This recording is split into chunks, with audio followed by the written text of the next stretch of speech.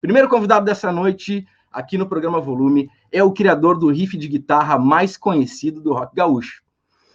E há muito tempo a sua banda, sem deixar de ser rock gaúcho, virou rock brasileiro e se tornou uma das mais conhecidas e bem-sucedidas bandas do cenário musical. Fundada em 1986, a banda se mantém em atividade há mais de 30 anos. 17 discos, 3 DVDs, 3 discos de ouro, mais de 2.000 shows pelo Brasil e mundo. Teremos o privilégio de conhecer e conversar e conhecer um pouquinho da história do guitarrista e fundador da banda Nenhum de Nós, Carlos Stein. Chega junto em máximo volume, meu amigo Carlão. Carlão, e aí, meu velho? Tudo bem, cara? E aí, tudo bom, João? O ato falho teu, né? 1886, pô, aí tu me judia. Não somos tão antigos assim, né, Carlão? Pô, um pouco 100 anos a mais. Só um centenário a mais eu botei na carreira, mas é quase isso, né? Pelo tudo que o Nós representa aí para nossa música, com certeza é quase isso, né? Carlão, antes de mais nada, muito obrigado pela tua participação, em participar aqui com a gente do programa Volume. A gente é muito fã da banda, né? De Nós tem muita história e a gente está aqui cheio de assunto para falar contigo, cara. Eu que agradeço, João. Foi uma lembrança muito legal, assim, nós já temos uma história juntos, né? Um dos instrumentos mais legais que eu tenho, eu comprei contigo, né? Então... É isso aí. Não vendeu, né? Não vendi, não. Então tá, porque não vendo mais. Eu vendo para alguém, eu não gosto que vendam depois para outra pessoa, né? Tem que ficar com o cara para a vida toda. É bom, é isso aí mesmo. Carlão, eu queria começar o nosso papo, cara, pedindo para tu contar aí pra gente como foi o teu início na música, quando tu começou a tocar e quem eram as tuas influências.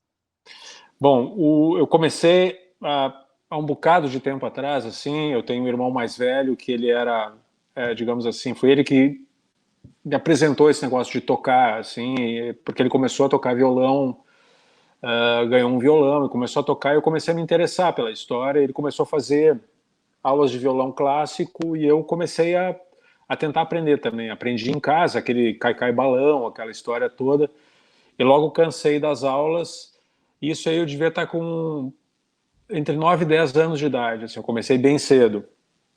E aí ele acabou parando de tocar e eu continuei, comprei uma guitarra logo depois, assim, eu acho que com uns 15, 16 anos de idade, eu comprei uma guitarra, uma Janine Stratosonic branca, fantástica guitarra. E aí eu comecei a tocar, assim, ensaiar junto, até o Teddy ensaiou comigo naquela época. A gente tinha uma banda que era uma proto-banda de rock rural, assim, já que o Landau vai falar aí depois. E a gente tentava pegar algumas influências da música nativista, que era uma coisa muito forte dentro daquele cenário daquela época. Isso devia ser mais ou menos 79, 80, por aí. Um pouquinho antes de 81. E aí depois eu acabei virando guitarrista, né, tocando com eu comprei uma outra guitarra depois, uma Fink vermelha, e fui para a faculdade de arquitetura, né?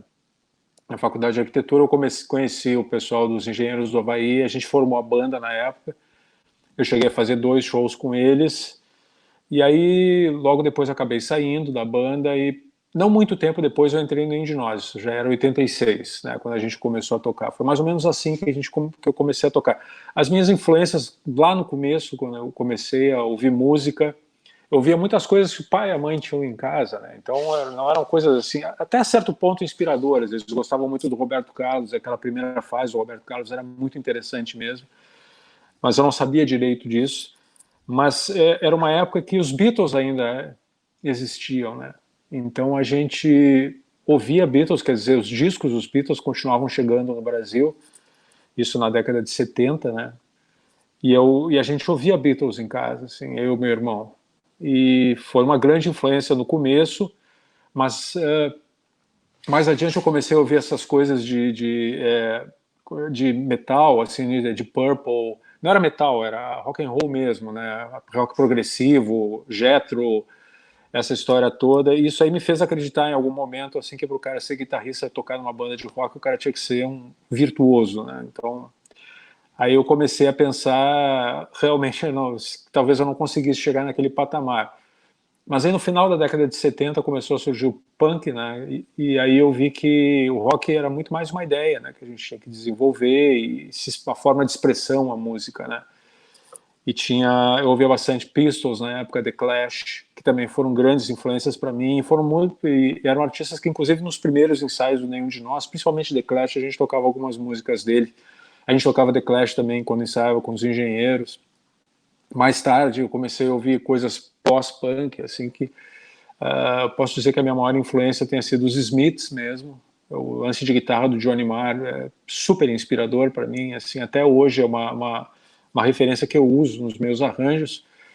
E quando tu fala daquele riff de Camila, possivelmente dá para notar que tem aquele lance dos arpejos, assim, foi uma coisa que eu peguei dele, uma ideia que eu peguei dele e comecei a desenvolver a partir dessa influência para colocar dentro do Nenhum de Nós. E tu teve uma história também com a música flamenca, não? Eu gostava Eu e o Veco, a gente chegou a brincar junto até uma época de tocar essas coisas, um disco que fez muito sucesso na época, que se chamava Saturday Night in San Francisco, que era uma parte do show do Aldi Meola, em que ele convidava o John McLaughlin e o Paco de Lucia para tocar, e a gente começou a ouvir aqueles solos inacreditáveis, assim, e ficou tentando imitar aquilo lá, tentando simular. A partir daí eu comecei a me interessar pelo trabalho do Paco de Lucia e comecei a tentar aprender um pouquinho da linguagem do flamenco enfim. Mas é o tipo da coisa que exige uma certa dedicação e eu desconfio que talvez tenha que ter nascido na Espanha para conseguir fazer. Mas foi com certeza uma bela influência também, né, Carlão? Sim, sem dúvida. A banda Nenhum de Nós teve o embrião na época em que vocês estudavam lá no Colégio das Dores, né? Como vocês se conheceram e quando decidiram formar a banda? Me conta como é que foi essa decisão, assim, não, vamos ser Nenhum de Nós e a banda, e conhecer os caras e tal.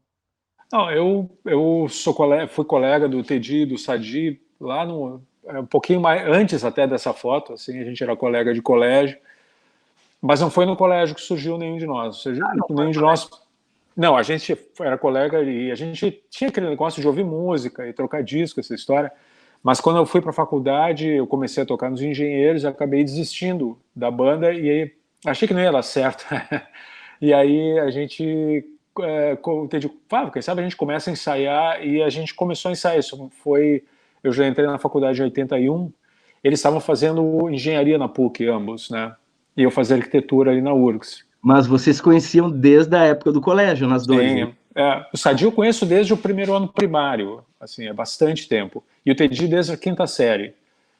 Mas a gente decidiu fazer a banda porque quando o lance dos Engenheiros começou, era uma explosão assim do rock gaúcho, né? Tinha um monte de bandas surgindo, era Replicantes, Garotos da Rua, Defala, um monte de bandas legais surgindo. E então parecia razoável assim, investir um tempo em algum pouco da nossa dedicação, assim, tentar fazer uma banda, tentar almejar alguma coisa com ela, assim. Então desde cedo a gente já começou a trabalhar nas nossas composições e a quinta música que a gente compôs foi Camila, né? A partir daí a história é conhecida. Camila foi o primeiro sucesso da banda. Como é que foi a gravação dessa música, Carlão? Essa música em específico? Todo o processo de gravação no primeiro disco nosso ele foi um pouco traumático, assim, porque a gente era muito inexperiente. Quando a gente começou a tocar, para ter uma ideia, a Camila foi a nossa quinta música que a gente fez. E aí a gente ficou sabendo, a gente tinha pouco mais de um mês e pouco de shows que a gente tinha feito, uma meia dúzia de shows. E o nosso produtor, o Tonho Meira, ele já tinha contatos lá na gravadora no Rio de Janeiro. E aí, pouco depois a gente formar a banda, veio um contrato de gravação para nós. Então a gente subiu, a gente não tinha nem 10 músicas para colocar no disco. Foi uma aventura, assim. Então foi um processo bastante traumático. Mas Camila, particularmente, foi um processo, como é que eu posso dizer, era uma música que eu acho que ela tinha alguma coisa de especial mesmo, assim. A gente gravou ela com muita facilidade, assim, com muita simplicidade. A guitarra que foi por disco, a guitarra a guitarra guia acabou indo por disco, essa do arpejo. O arpejo é a guitarra guia. guitarra guia. Eu não tinha nenhum instrumento razoável. Assim. Na época eu tinha uma Fink Telecaster vermelha. Eu cheguei a fazer até alguns programas de televisão com ela. Assim. Não era nem essa Yamaha branquinha que está aparecendo aí. Que também não era muito legal essa guitarra. Mas eu gravei olha só a sorte, eu gravei a Camila com uma Les Paul Golden Top do nosso produtor lá. Ela já era antiga na época, para você ter uma ideia. E a Camila é uma música que tem mais de 30 anos, né? 30 anos. Então tu calcula o patrimônio que é. A guitarra era do Reinaldo Barriga. Era do Barriga? Eu devia ter roubado essa guitarra. Vamos lá, vamos pegar essa aqui. Patrimônio, uma Golden Top da década de 70, assim, nossa, inacreditável a guitarra. Assim. E foi um processo muito legal. E o violão, que eu me lembro também, o violão não era do Barriga, o violão era um Gibson, que ele tinha pego emprestado num amigo dele lá, que era um violão fantástico também, assim, absurdo. Então foi toda uma... Imagina, a gente chegando no estúdio, aprendendo como é que se grava tudo, e eu já com esses instrumentos fantásticos na mão. Assim, foi uma e uma boa música, né, Carlão? Também, né? Camila. Né, sem dúvida, sem dúvida. Mas a gente aprendeu a gravar dentro do estúdio. Dentro do estúdio, que legal. Cara, e falando um pouquinho mais de Nenhum de Nós, cara, em 1994, o Nenhum de Nós lançou o primeiro disco acústico gravado em um teatro no Brasil. Por que a escolha de gravar um disco nesse formato? E eu queria saber também se a banda sofreu alguma resistência da gravadora ou dos produtores por ser, na época, um formato não tradicional para as bandas de rock. Bom, começando pelo fim.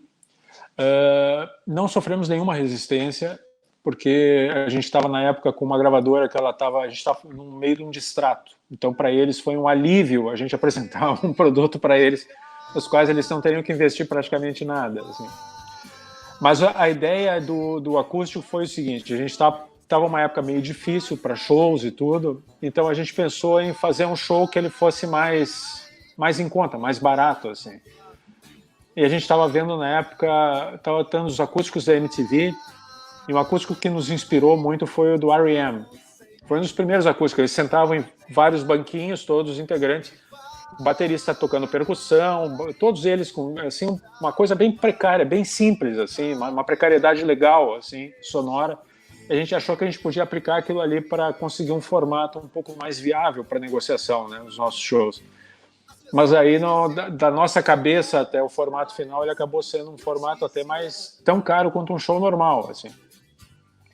E foi no começo, assim, pelo pioneirismo, a gente pagou um certo preço que as pessoas não sabiam exatamente o que significava um show acústico. Esse disco é fantástico, assim, foi gravado foi muito uma aventura a gravação. A gente gravou praticamente a passagem de som e o show só, assim, então não tinha espaço para erros, e eles aconteceram. E diferente do que acontece hoje, assim, os erros eles foram pro disco. Faz parte. Carlão, me explica a tua história com tênis, cara. Quando surgiu a tua paixão por jogar tênis e para onde atualmente te leva durante uma partida? Pô, ô João, como é que tu ficou sabendo essas coisas? Tem um espião bom. Tenho um espião legal, cara. Não, eu jogava tênis desde muito, muito cedo, assim, era uma das minhas paixões. Talvez o único esporte que eu posso dizer que eu tenha jogado assim relativamente bem, assim. Também fui autodidata no tênis, fiz muito poucas aulas que me ajudaram um pouco, mas eu já tinha aquela história do cachorro velho, assim, é difícil de aprender truques depois de uma certa idade. Mas eu tenho, ainda hoje eu tenho paixão pelo esporte, apesar de não praticar mais, as minhas costas não permitem, né? Mas eu ainda hoje tenho uma paixão pelo tênis e confesso que quando passo por uma quadra, assim, ainda me é muito inspiradora, assim, principalmente uma quadra de saibro, assim, recém-molhada, fantástico. Carlão, tu abandonou a faculdade de arquitetura prestes a se formar, né? E há pouco tempo atrás, tu concluiu a formação em publicidade e propaganda na SPM. Por que a escolha de uma formação superior com uma carreira estável já na música há bastante tempo? Eu fiquei com essa... Eu tenho que descobrir esse teu espião. É bem fácil, cara. Eu fiquei com esse negócio na cabeça, assim, porque quando eu fiz a arquitetura, eu gostava muito de arquitetura, eu gosto muito até hoje, assim, sigo alguns sites de arquitetura, ainda é uma coisa que me inspira bastante. tem muito a ver com a música, né? E eu fiquei com aquele negócio de, puxa, eu queria fazer uma faculdade até o fim, né? Do início até o fim. Que ano tu te formou, cara? E aí, no final, acabei me formando em publicidade e marketing. Mas a arquitetura, cheguei muito perto de me formar, mas a arquitetura, na época que eu fiz, ela tinha um impedimento para mim, que era, eu não podia fazer no computador. Apesar de eu já ter um computador na época, tinha inclusive o AutoCAD instalado, os professores eles não aceitavam o trabalho nesse formato. Então eu tinha que trabalhar na prancheta mesmo, e naquela época, no começo da banda, assim, as minhas ausências de Porto Alegre eram muito longas, assim, então eu perdi às vezes 15, 20 dias de aula, e é impossível acompanhar a faculdade com essa rotina de músico, assim. Mas eu não fiz a faculdade de publicidade por qualquer outro motivo que não fosse por vontade de fazer mesmo, assim. Realmente eu gosto muito de música e também trabalhei muito dentro do esquema de publicidade, assim, dentro do lance de jingle, essa história de composição musical. Isso aí tem muita coisa a ver, assim, de texto, né? Uma coisa que eu trabalhei bastante dentro da faculdade, então me ajudou até para o trabalho com nenhum de nós, isso. Que legal, velho. Carlão, desculpa. Cara, eu queria, para finalizar aqui a tua participação, cara, a banda Nem de Nós influenciou, inspirou a formação de muitos músicos e bandas. O que tu diria aos novos artistas que pensam em seguir nesse caminho da música? É uma pergunta que sempre me fazem, assim, eu sempre tenho mais ou menos eu penso muito bem no que eu vou dizer, assim, para não desestimular as pessoas, mas eu acho que hoje em dia, eu acho que um dos ingredientes mais importantes, alguns dos ingredientes mais importantes, eu acho, para quem está começando na música é originalidade, né? Tentar fazer um trabalho que seja original. Assim, eu já ouvi grandes artistas investindo em carreiras em que eles pareciam muito com outros artistas que já existiam. Acho que isso aí não é uma busca legal, assim, é uma busca que vai dificultar. Então tem que ter um toque de originalidade dentro do trabalho, pelo menos, assim, tem que ter um jeito de cantar, uma linguagem musical, assim, tem que trazer algum elemento novo para o cenário, assim, tem que trazer alguma coisa de novo. Isso é importante, não é fácil, mas é muito importante. E outra coisa é a persistência, né? Hoje em dia, com essa democratização dos meios de produção musical, assim, tem muita coisa acontecendo ao mesmo tempo. E então é fundamental, assim, ter uma noção de que não só a música, mas também o marketing, a forma como se trabalha a música, a forma como se comunica essa música, ela é tão importante quanto o trabalho, assim. Então são essas dicas que eu digo, assim, quando tu for fazer um trabalho musical, tem uma certa originalidade e tu entende que tu tem que comunicar isso para as pessoas de uma forma eficiente. E vai com fé, com garra, determinação, né? Sem dúvida, sem dúvida. Quem é que leva o cara a chegar lá, né? Carlão, muito obrigado, cara, pela tua presença, pela tua gentileza e humildade em participar aqui do programa Volume. A gente tem um carinho muito grande por todos vocês, e eu, em especial, conheço e adoro todos vocês. E é isso, meu velho. Muito obrigado. Muito sucesso para ti, para tua família, toda a felicidade do mundo, cara. Paz e luz para abençoar, iluminar e proteger. Certo, meu velho? Muito obrigado, João. É uma honra ter participado. Saúde para todo mundo aí. Para todos nós, meu velho. Muito obrigado, Carlão. Baita abraço aí para ti, ficar sempre bem.